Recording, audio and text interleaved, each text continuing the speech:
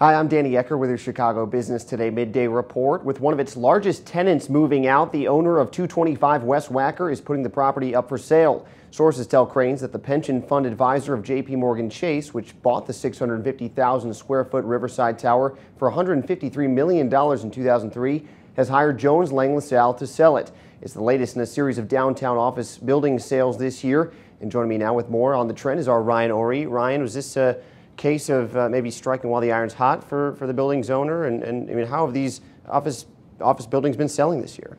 Well, last year was the strongest year for sales of downtown office buildings since 2007, so basically post-crash.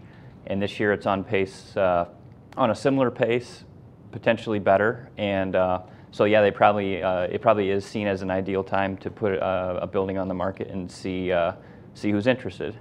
The prices of some of these buildings, how do they compare right now with pre-recession levels? They're definitely climbing back toward the height of the market. I mean, they have not recovered their full value from the peak, but they've been improving for the last year or so, and it looks like there's some momentum there. And yet you've still got some properties, right, that are maybe desperate for tenants. Their office vacancy rate is maybe coming down a little bit, but it's still relatively high, right?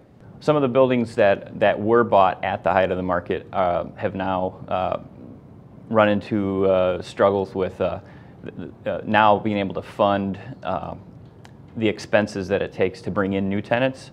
And Prudential Plaza is a high-profile example of a building that was bought right at the peak, and now they're struggling to come up with the millions of dollars upfront costs it takes to bring in new tenants, and so that building is potentially heading for foreclosure. It was just moved to basically a special servicer last week to kind of a step toward potential foreclosure. Mm-hmm. And is that sort of an outlier case, or is that fairly typical representative of other things we're seeing?